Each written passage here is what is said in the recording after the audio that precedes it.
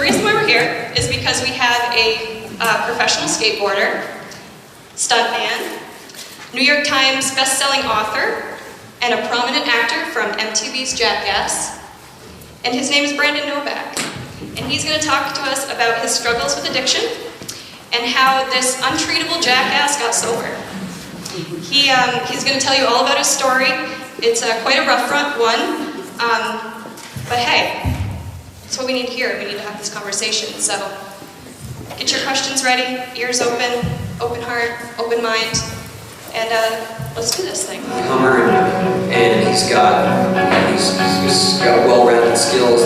13 to 17 years old, he was sponsored by PAL, getting ready to go pro. Brandon was an awesome skater. We heard all kinds of things about him being on drugs, and we couldn't believe it because he was such a great skateboarder. You know, he's gonna be one of the next guys. And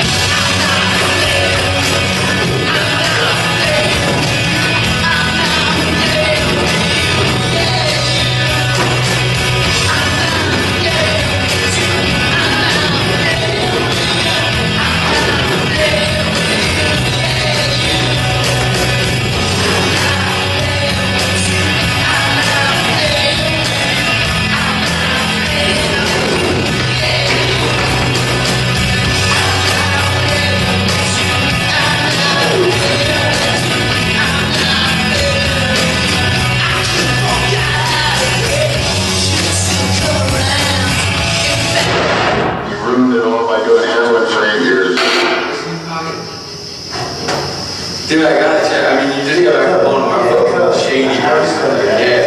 So here I am, fucking worried about you not getting time, and then you leave and go fucking do it again. Why not just kick me in the fucking face? 2 days, yesterday you told me you were clean for 3 days. You shouldn't, but I have a serious problem. I do. You know what I mean? I was at once a freshman skateboarder, now I'm gonna be down there. What's that? What's that, dipshit? What the fuck is that? Asshole.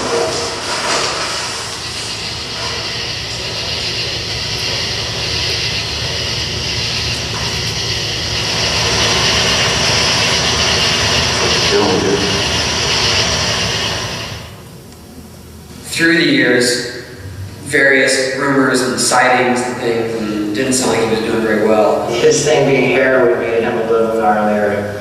And then there are all the stories of the various things he did for heroin. I think the saddest part about Brandon's life in that had he maintained his skating through the sort of dead years, when things came up again, he would have been in his prime. You know, he would have been in his early 20s, ready to go, and ready to make a mark. And yeah, he's friends with Bam, he's good looking, and you know, it would have been like he could have really made a career out of it. And then a couple of years later, a horrible event was when his brother found him living in Baltimore City in a homemade house.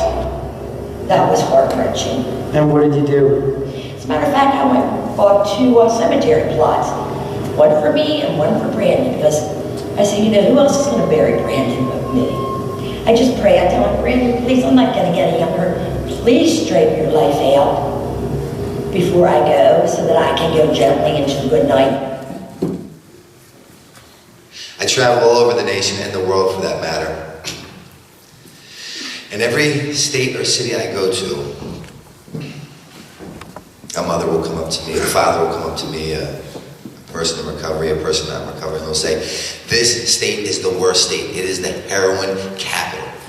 And then I go to the next city, the next state. This state is the worst state. It is the heroin capital.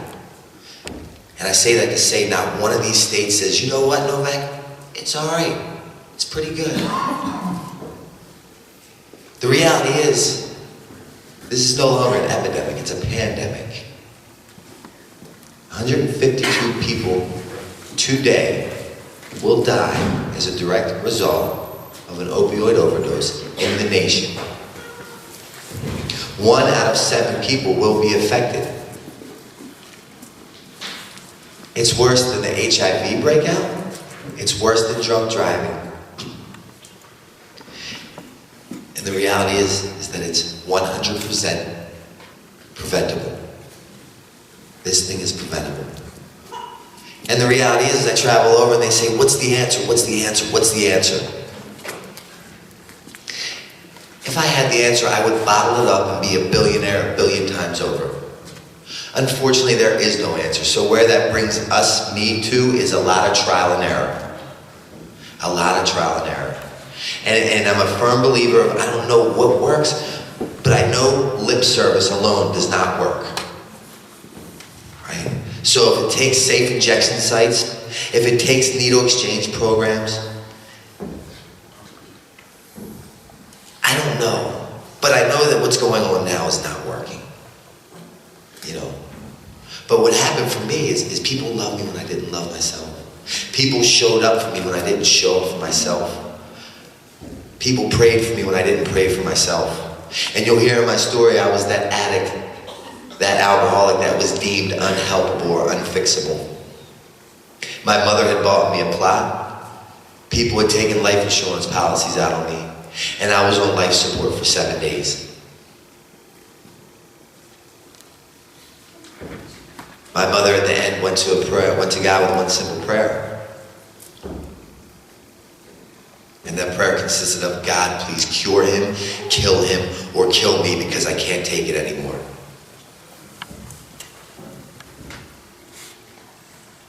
How did I get there? How did I get there? Let me allow you guys to, God willing, understand how I got there. I got there because the disease of addiction does not discriminate. From Yale or jail, the White House or the outhouse, the results are all the same. And 1 out of 7 people will be affected. You know, I like to believe that I got there because I knew everything. And I sat in these chairs when someone would come tell their story such as mine, and I sat there with a closed mind and a closed heart. And I would say, thank God that man, that woman found their path. But God damn, I will not be them. I will never be them. As a matter of fact, I excelled at everything I did to not become that person. I came from better, I knew better. It's not like I lacked opportunities, chances, love. I had it. My mother just retired after 53 years of gainful employment at Mercy Hospital, second longest employer in Mercy Hospital history, as a nuclear physicist on the board. My brother today currently resides in the White House doing pensions and benefits as an attorney. My father died as a direct result of this disease of addiction. From smoking crack cocaine, his body shut down. And from a very young age, I saw what drugs and alcohol made him do to that man, what in turn made him do to us. And I hated drugs and alcohol, and I hated him. And I was never going to become him. I could not stand him, I could not stand drugs and alcohol, therefore anything I do, I'm going to excel at it and I'm going to do it great. And at the age of 7, I got my first skateboard. And that night when my mother put me to bed, she said, Brandon, what do you want me to do with the skateboard? I said, I want it in bed with me. She said, why? I said, because if I die, I want it to come with me. It was like God had came down and handed me the Holy Grail in the form of a skateboard. I ate it, I breathed it, I slept it, I dreamt it. I was going to be a professional skateboarder. Schooling wasn't important. A trait wasn't important. Plan B was not important. And at 15, I was designing my pro model for Pau Peralta. At the age of 14, I was the first skateboarder in the world ever to be endorsed by Gatorade. They were flying me out to Chicago, to the Quaker Oats building. They would put me on one treadmill, Michael Jordan on another treadmill. They would put wires in our noses and down our throats and give us each Gatorade to see the effects that it has on different sports players. At 15, I'm designing my pro model for Pau Peralta, and I'm touring the world with Tony Hawk, Bucky Lasik, Mike Vallely, and I have a private tutor that goes with me. I wasn't that kid that suffered from low self-esteem or lack of self-worth. I wasn't that kid. I wasn't the kid that walked into class 20 minutes late in fear that everyone was staring at me. I was the kid that walked in class 20 minutes late and thought that everybody was waiting for me.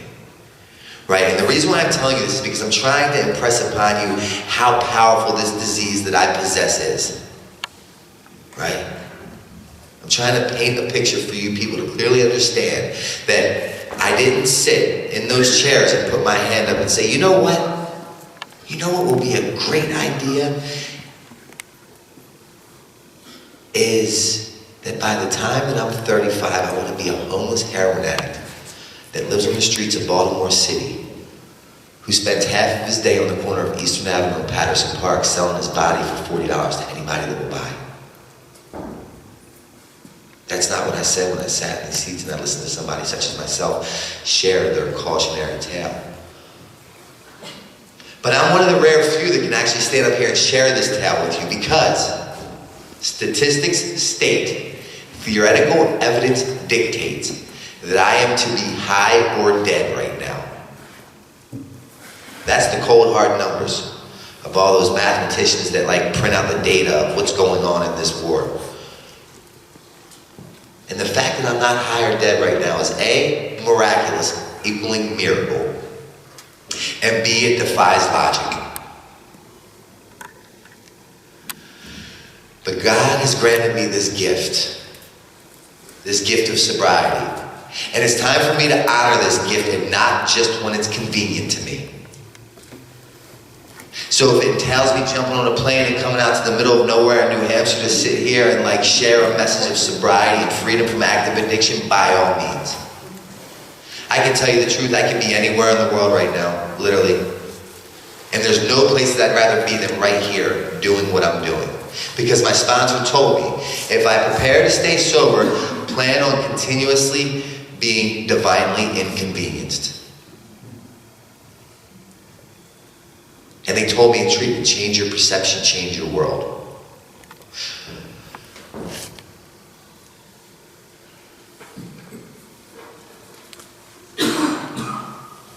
So now I'm traveling the world. 15, I've designed my first pro model. Along the way, I found drugs and alcohol. Like I told you, I didn't suffer from low self-esteem and lack of self-worth, so it wasn't like as soon as I had to drink, I knew that was going to be my answer. But I was on a tour with a fellow by the name of Mike Vallely, and he found me with some drugs. And he said, get rid of the drugs or get off the tour. I throw the drugs down the sewer, I finish the demo, I meet a girl at the demo, I have her drive me back, I fish the drugs out of the sewer. Long story short, he catches me with the drugs and kicks me off the tour. I'm now home, and I get a phone call from my mentor, Tony Hawk, and he said, Brandon, we have one of two options we can do with you. We can put you into treatment, you can save your life, you can continue to be a professional skateboarder, or you can quit the team. I didn't have a breath of fresh air in my lungs when I said I quit. Because you'll hear in my story, anything, literally anything between me and that next bag, bottle, or pill must and will go. And it's not personal, it's very much businesslike. My delusional alcoholic mind, right? My delusional, meaning that it makes me believe things that are not real. That's how powerful my disease is. My delusional alcoholic mind said the skateboarding world needs me. It cannot go on without me. I am an asset. In reality, the skateboarding world did not need me. It went on quite fine without me. And I was a liability. But see, I'm the last person to see that. Because I know everything. So now I'm home. Packages are not being delivered to my house. Tours aren't being scheduled. Flights aren't being booked because my behavior's rather erratic at best. One day my mom and my girlfriend come to me and they say, Brandon, we have a great idea. I said, what's that? They said, we want you to go to treatment. I thought about it and I said, that's a phenomenal idea. A, I have the time. B, I'm going to report to said treatment center. I'm going to report back to those two why I'm not those people, nor will I ever be. Overreaction at best. You caught me at a bad time, on a bad way, and a bad day. So I go into this first treatment center with a closed mind and a closed heart, proving a point why I was not those weirdos. I wasn't buying what you're selling. I'm not drinking your Kool-Aid. And it's Wednesday night. It's 10:30. I'm 17 years old. And they put me in this treatment center in Baltimore City, and I'm in this big cafeteria with these interrogation-style lighting shining on me. I'm ill as a research monkey. I'm going through withdrawal from lack of heroin. And out of nowhere, this older black gentleman walks up to me. He nor I had no idea the significance of this conversation would ever have in my life. He walked up to me and said, white boy, what are you doing here? I said, heroin. He said, how old are you? I said, 17. He said, do yourself a favor and don't turn 18 in a place like this. And as quick as he came, he left. Follow me here, closed mind and closed heart, proving why I'm not those people. You know what I can tell you about that gentleman? I can tell you where the 4 teeth were placed in his mouth, because at at the time I had all mine. I can tell you that he's black, I'm white. He's 70 to 75, I'm 17. He smokes crack, my delusion mind says I successfully do heroin. He's homeless, I live with my mother and my girlfriend. God help him, I'm so happy he found his solution. You know what I can't tell you about that place? I can't tell you about the relapse prevention packet they're shoving down my throat. The healthy or unhealthy boundaries they're trying to instill in me. Or my counselor's name for that matter, because if I can tell you those things, that might mean that I can relate to being one of those people and I want no part. Disease untreated. I leave that treatment center with no defense against me and that first drink or drug, because I know everything. Closed mind and closed heart. All stems from that. The first auditorium, when someone such as myself came here and gave their cautionary tale, that couldn't be me, that will never be me. Closed mind and closed heart is kind of the root of my situation. And I leave that treatment center, disease untreated, no defense against me in that first one. And he was right, I didn't turn 18 in a place like that. I turned 19, 20, 22, 23, 24, 25, 27, 28, 29, 31, 32, 34, 35 in a jail or treatment center. And every year on my birthday, I would sit in whatever bunk,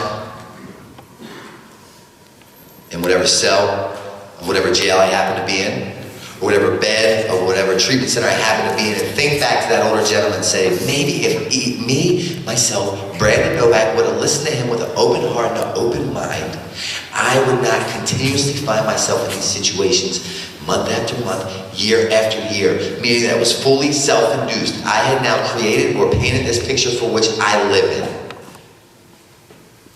And the way that I create that picture for which I now lived in is because Brandon attends Brandon's Anonymous, Brandon sponsors Brandon, and Brandon is Brandon's God.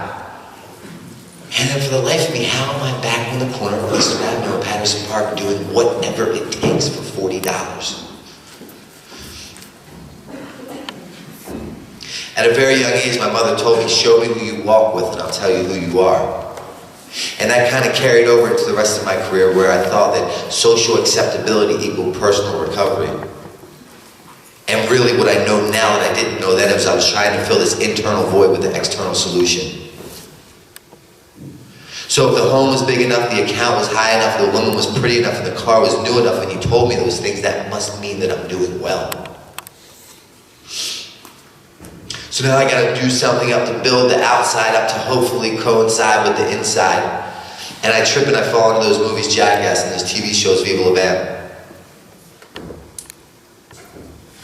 I'm now traveling the world, millionaire 3 times over by the age of 23, 24, but I can't keep a needle out of my arm, or a straw out of my nose, or a pill out of my mouth, or a bottle out of my mouth.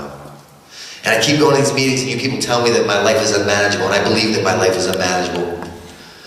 But then I do an appearance at a nightclub, and they say, Mr. Novak, what would you like in your green room? And I'd say some heroin, some cocaine, some Xanax, and some wine. And they would give me those substances, I would take pictures, I would sign autographs, I would do shots, and at the end of the night I would get a check for $10,000. You tell me my life's unmanageable, I believe my life is unmanageable, my bank account seems pretty manageable, it is now my job to get high. And see, I told you I suffer from a delusional mind that tells me I don't have a disease, so follow me here. This is not debatable. It's not, you can look it up anywhere. If I'm diagnosed, or if anyone is diagnosed as an addict or an alcoholic, that disease left untreated is fatal. You die. That's facts. As far as I'm aware, it's the only fatal disease that tells me that I don't have a fatal disease on a daily basis. Diagnose me with HIV, I'm rushing to the hospital to get medication, I don't want to die, fatal disease. Diagnose me with cancer, I'm rushing to the hospital to get chemo, I don't want to die, fatal disease. Diagnose me as an addict or an alcoholic, I need a glass of wine or a bag of heroin to figure out what the fuck's wrong with you from diagnosing me with said disease. And it's just as fatal as the first 2 diseases, but left to my own devices. And when I say my own devices, meaning Brandon attends Brandon's Anonymous, Brandon sponsors Brandon, and Brandon's God, I will drop this podium and go right to the nearest liquor store and buy bottle after bottle of wine. And then I'll talk to you, I'll chat you up, I see you have a Narcotics Anonymous book, I'll somehow convince you to show me where the strip is here, and I'll go buy a whole bunch of heroin and cocaine. I've seen me do it. And I've seen me forget where I come from. And every time I do that, I always return. Because see, I have a selective memory when it plays in favor of my alcoholism. Follow me here.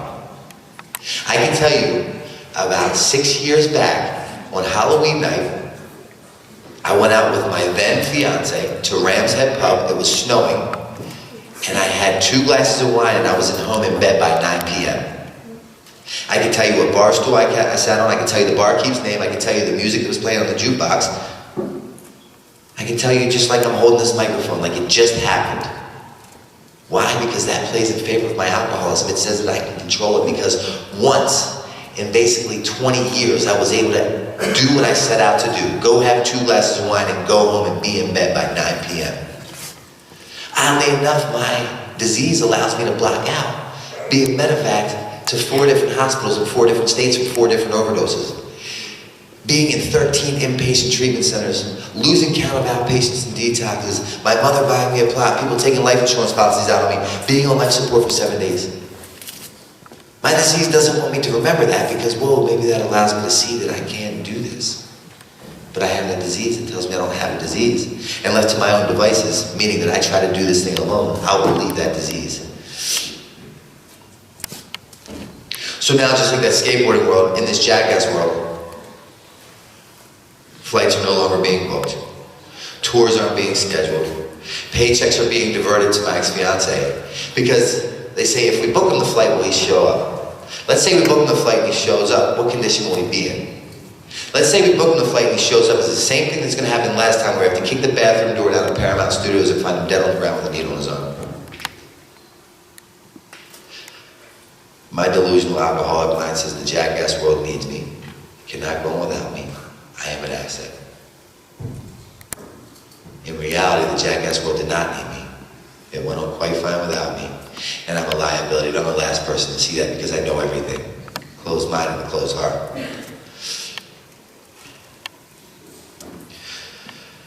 So now I gotta come up with a plan of how I'm gonna beat this disease that I have. I'm in and out of treatment centers, but that doesn't work for me. You people haven't seen what I've seen. You haven't experienced what I've experienced. You haven't done what I've done. You didn't watch your father cut your mother's throat at the age of 7. Your father didn't take you to the strip joint, and when he was in the back conducting business, leave you at the bar stool, and when the pretty girls poured me shots of ginger ale and Coca-Cola, I would do the shots, and they would applaud, and my father would give me that look of approval. You guys didn't end up in these movies that break box office records, and it afforded me the opportunity to break a lot of bones. Every time I go to the emergency room, they say, hey, this is the guy from the movies. He can't be a junkie, so they're very generous with the script pad. You people didn't experience that. Because I'm internally unique, right? Strap me up to a polygraph. I will pass with flying colors. I have a plan. This plan is going to work. I bet my mother on this, and I love that woman more than anything in this world. I will bet my mother on it. This plan is going to work. I'm going to move to Helsinki, Finland. Yeah, right? I'm going to move to Helsinki, Finland. It's literally across the world. They don't even speak my language. I'm going to go there, I'm going to regroup, I'm going to rebrand, I'm going to reassess, I'm going to reevaluate, I'm going to fucking redo life. And I mean it. God, I mean it. I don't like the results that I'm getting from drugs and alcohol here in Westchester, Pennsylvania. So clearly, Westchester, Pennsylvania is the problem. Clearly, Baltimore is the problem. I'm going to Finland. I jump on a plane. I land in Finland. My mother saying, show me who you walk with, I'll tell you who you are. Social acceptability equals personal recovery. Filling this internal void with an external solution, I go to this 5-star hotel. Very swanky joint. And when I go to the lobby bar, there's these businessmen in these very expensive suits having meetings. Right? Show me who you walk with, I'll tell you who you are. I can't associate with people that are like me, because then I'll see me for who I really am. And I go to the lobby bar and I get bottle after bottle of wine. And I meet a fella, he gives me a phone number. Now I have bags and bags of heroin being delivered. And I go in the bathroom and I call my sponsor Lex and I said, Lex, how did this happen? This was not supposed to be this way. I didn't want to do this. He said, let me tell you something, Mr. Know-It-All. Let me tell you something, genius. I guess you skimmed over that part where it talks about geographical change does not equal recovery. Let me tell you something else, Mr. Nono. You can't shake your shadow. You take you with you everywhere you go. I put you in Finland, you shoot dope. I put you in New Hampshire, you shoot dope. I put you in Africa, you shoot dope. It snows, you shoot dope. It rains, you shoot dope. People die, you shoot dope. People were born, you shoot dope. They talk about triggers. My triggers are when my eyelids open. I can justify why anything, any place, any reason, any feeling makes sense to get high. And I'll leave and I'll carry this microphone and get high until I get tired of carrying this microphone. And when I get tired of carrying this microphone, it doesn't fucking matter because my disease says you don't have the privilege to drop that microphone. And I don't. And I keep carrying it. And he said, let me tell you something else, Mr. No, drugs and alcohol, they're not your problem. What do you mean they're not my problem? I've literally just moved across the world. I've given it everything. I've given it my women, I've given it my careers, I've given it my homes, I've given it my sexuality, you name it, have it, I've given it everything. I said, no, that's not the problem. The drugs and alcohol are not your problem, they're your solution. Your problem is your thinking, your attitude, and your behavior. Because if it was just as simple as putting it down, I'd be great. I'd be great. So I jump on a plane and I come back. Now I'm the kind of alcoholic that I want to kill myself on a daily basis. But the hit is I don't want to hurt myself in the process.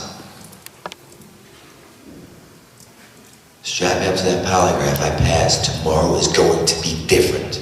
I mean it. I want it. I feel it. I see it. It's going to be different. God, it's going to be different. Only to wake up tomorrow to repeat yesterday's actions and be stuck in Groundhog's Day for the better part of 15 years.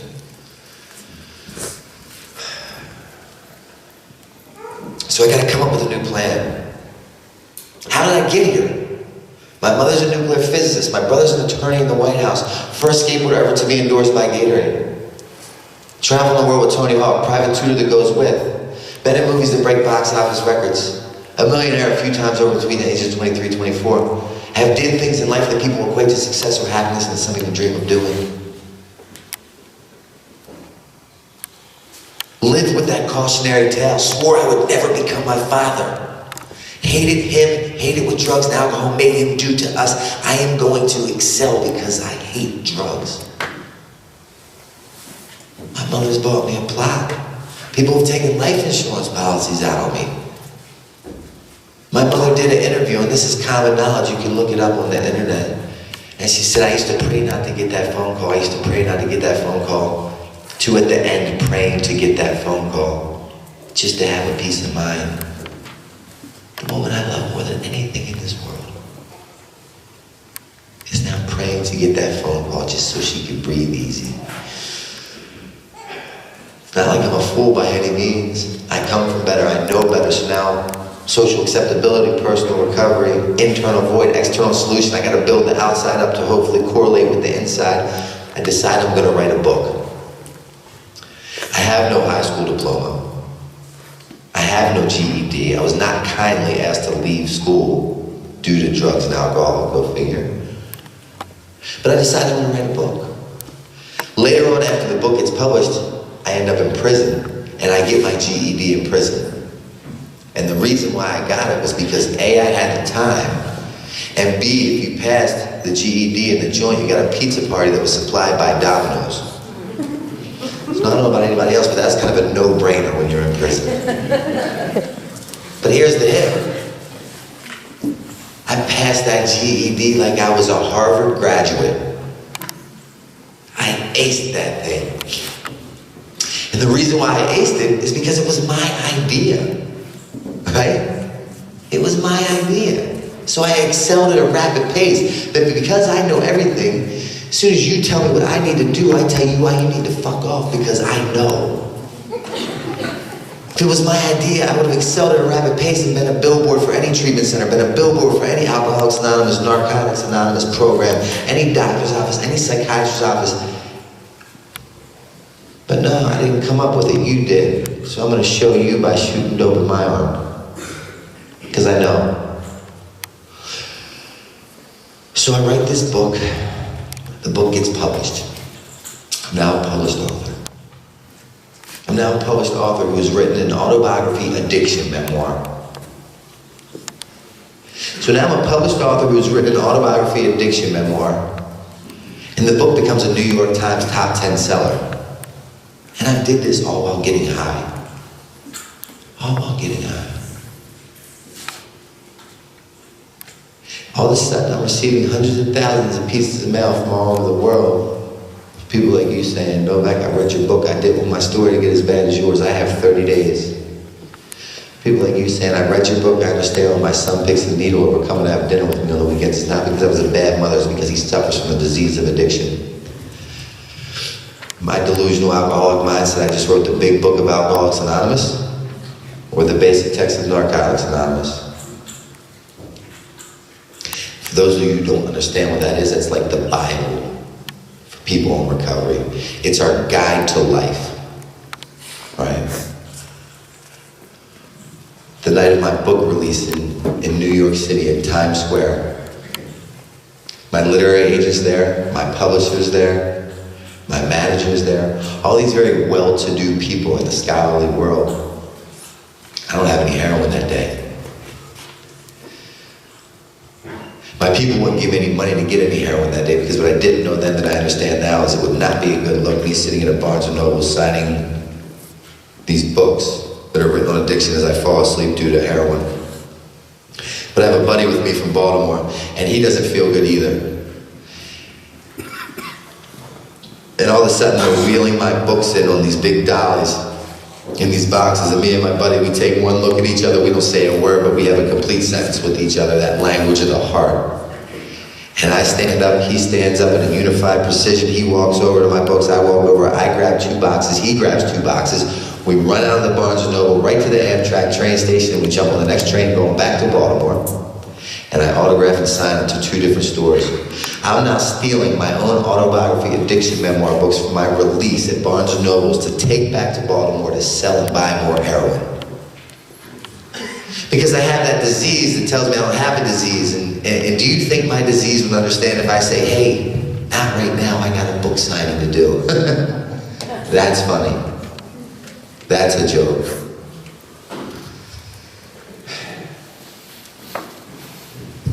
Needless to say, I get back to Baltimore, I autograph, I sign them. My delusional alcoholic mind says the literary world needs me, it cannot go on without me. I am an asset, the next Stephen King or Edgar Allan Poe, if you will. In reality, the literary world did not need me. When I'm quite fine without me, I'm a liability. But I was the last person to see or know that. So I go back to my home in Pennsylvania, where me and my fiance at the time were living, and when I go to put the key in the lock doesn't work. And I kick the door in. And when I get in there, the house is completely empty. She had taken my cats, she had taken my paintings, she had taken the furniture, her clothes, my clothes, everything was gone. And I found myself in this fetal position in the corner of this house, crying uncontrollably. And what came to my mind, that older gentleman from that first treatment center that said, boy, do yourself a favor and don't turn 18 in a place like this. This house was a spitting image of me. I'm in this big shell of an empty house, and I'm a big shell of an empty man, crying uncontrollably because I lost I didn't lose it. I didn't lose anything in my career. I gave it away for another $10 bag. Because I had given something else, yet again, that I love. And at the time, my mother calls me and she said, Brandon, I'm from Baltimore City, and I don't know if anyone in this room remembers when the police killed that young black man, Freddie Gray. And my mother lived about 15 blocks from where that incident had occurred. And she said, Brandon, I'm terrified. Can you come watch out for me? Because at the time, Baltimore City was like the movie The Purge. They were robbing, they were looting, they were shooting, they were stealing, they were burning blocks down, burning police cars down. The National Guard was on every corner with their machine guns and their tanks, and there was a 10 o'clock curfew. No one was to be on the streets. And she said, can you come take care of me? My intentions were to go take care of that woman. I told you how much I loved her. My intentions were to make sure she was safe. disease doesn't give a shit about intentions. My actions dictate I go back to her house and I scurry up into this bedroom. And I leave that bedroom once a day to go buy $180 worth of heroin and cocaine. First skateboarder to ever be endorsed by Gatorade. Traveling the world with Tony Hawk, I have a private tutor that comes with me. Have been in movies that broke box office records. Millionaire 3 times over between the age 23 and 24. New York Times top 10 selling author. Did things in life that people equate to success or happiness that some dream of doing. On the flip side, mother's bought me a plot. People have taken life insurance policies out on me. I just got off life support for 7 days. My mother's now simply gone to God with one prayer, and that prayer consists of, God, please cure him, or kill me, because I can't take it anymore. She's depleted several savings accounts. She's sold 3 homes to financially pay for me to go to treatment. She has nothing left to offer. In theory and on paper, a very successful individual. I did things in life that people equate to success or happiness that some even dream of doing. Mother, nuclear physicist, brother, attorney in the White House. Lived with that cautionary tale, swore I would never become that man of my father or that older gentleman from the first treatment center. In reality, I'm a 35-year-old man who lives in his mother's bedroom because she now sleeps on the sofa downstairs in fear that I'm going to burn the house down from smoking and falling asleep. My worldly possessions consist of 8 scarves, 2 jackets, 3 socks, and 1 stick of deodorant that fits into a bag that doubles as my pillow. And every morning at 4:30, my eyes open religiously. I don't have an alarm clock, I don't own a watch, but for some reason my disease says, boy, wake up, and I wake up. And every morning I step very quietly on each stair to get to the bottom of the stairs. And I know exactly where to step, because God forbid I step on the wrong stair in the wrong position and it makes a noise and my mother wakes up and says, Brandon, can you make me something to eat? I fucking can. Don't ask me right now. Don't do this, it's not personal, it's business. And I would sneak down, I would get to the bottom of the stairs and I would get on all 4 and I would army crawl across the living room. And this hand would grab her purse and this hand would grab the bell that she attached to her purse. And I would gently slide it over to me, because God forbid that bell makes noise and she says, Brandon, what are you doing? Don't ask. How am I here? How did I find myself in this position? I didn't sit in those chairs and say, I want to be a homeless heroin addict at the age of 35. I excelled at everything I did to not be in this position. I laughed at that older gentleman from that first treatment center. Said, thank God he found his deal, but you don't understand me, I'm different. I hate my father, I'll never be him. The disease of addiction does not discriminate. So one day I'm out and I'm going to buy my $180 worth of heroin and cocaine and I make it back to my house and the door is locked. I knock on the door and my mother answers and my brother from the attorney from the White House comes down those stairs. And they went up in that bedroom that I left once a day for 3 months. And the bedroom looked like a murder scene. There's blood on the ceilings, there's blood on the walls, there's needles, there's cookers, there's bags, there's ties, you name it, it's in there. And with that, my mother said, Brandon, I will no longer love you to death. You have to go. And immediately following that, a police officer came around the corner and served me with a restraining order.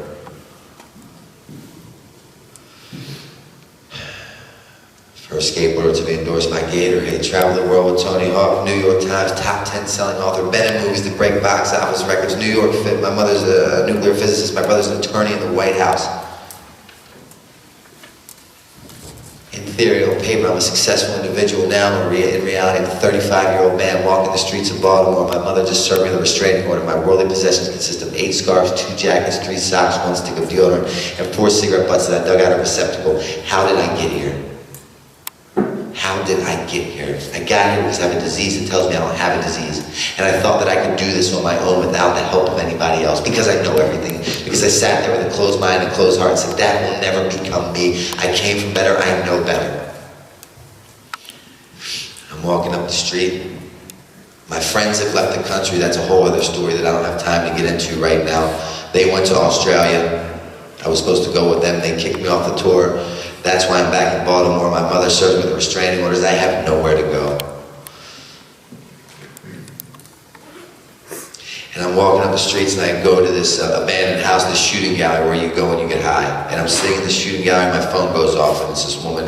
And she said, I read your book. It saved my life. What do you say about an all-exclusive paid trip to Fort Lauderdale?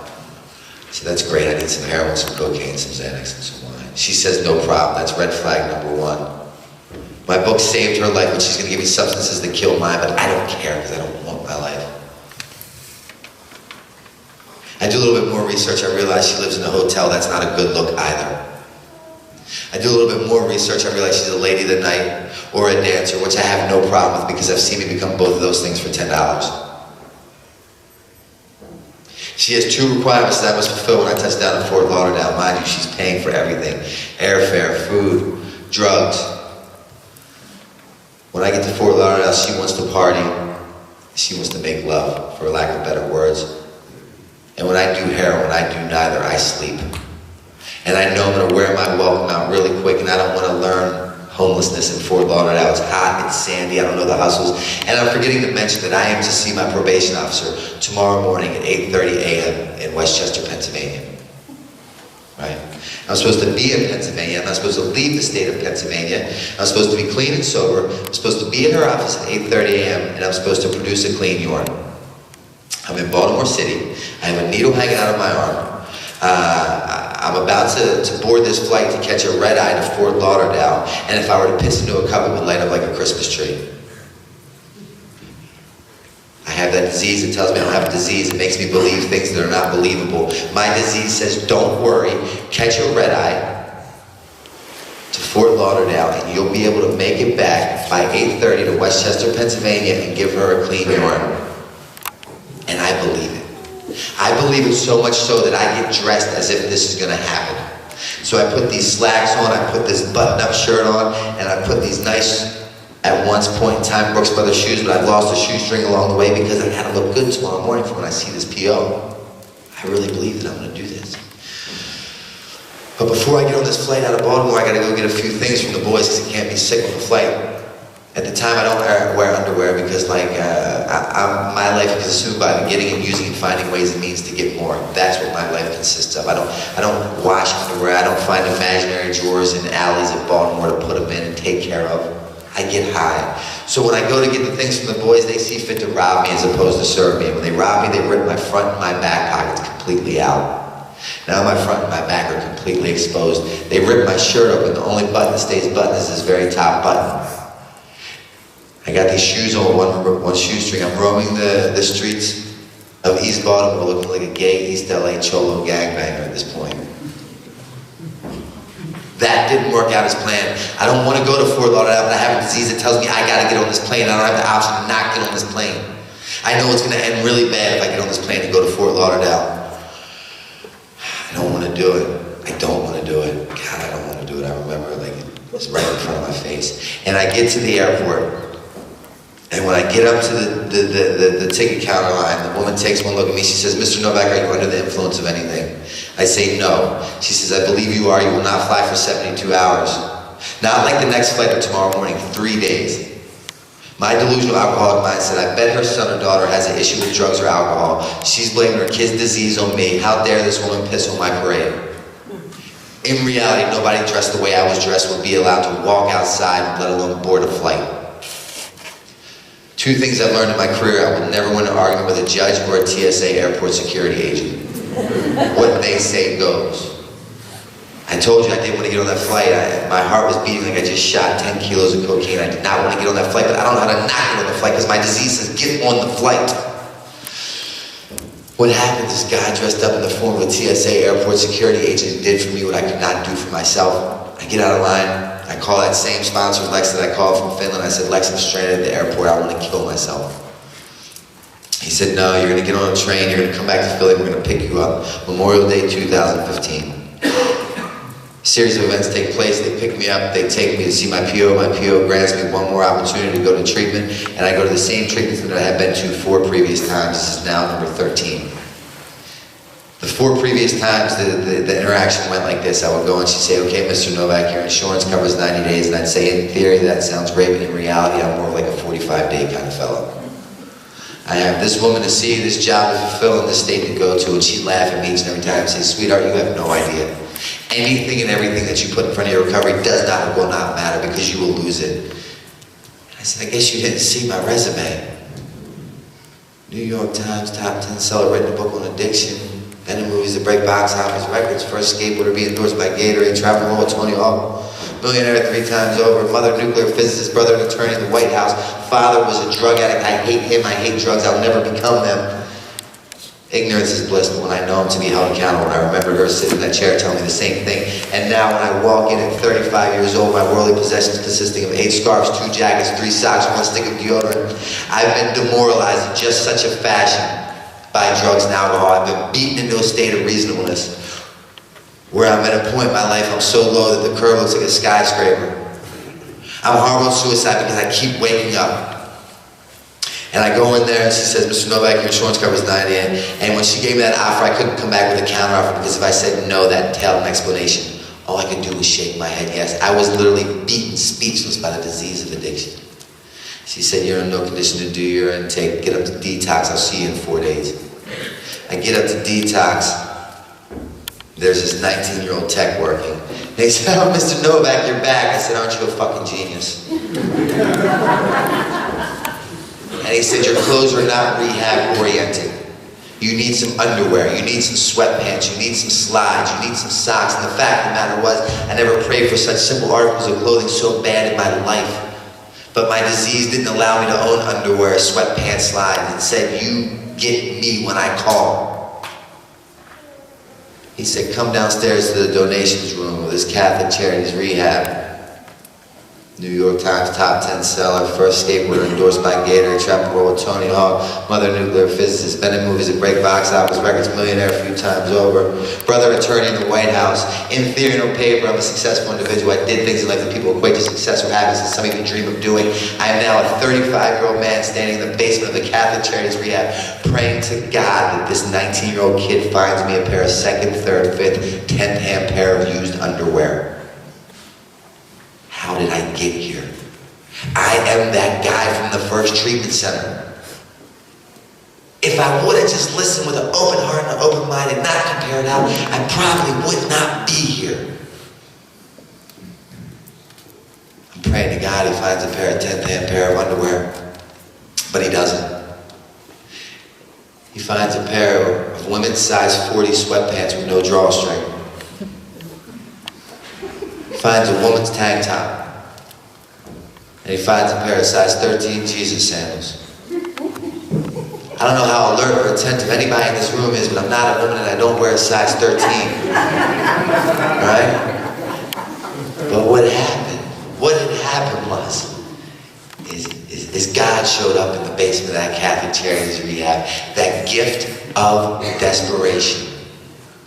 Showed up in the basement of that Catholic Charities Rehab as this guy thumbs through these boxes looking for a pair of underwear for me. And what happens is I went from knowing to now knowing that I don't fucking know. And my very best thinking, despite all those accolades that I told you about, have gotten me here.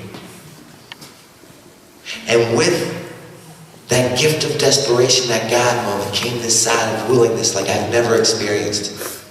And now I'm willing and happily able to wear these women's clothing. I want to go up and get a shower. I successfully complete that 90-day treatment center. From that 90-day treatment center, I go to a sober living house for 1 year. I have been on parole and probation since I was 16 to 35, never had a free day in between. 2 years and some change ago, I signed my release papers.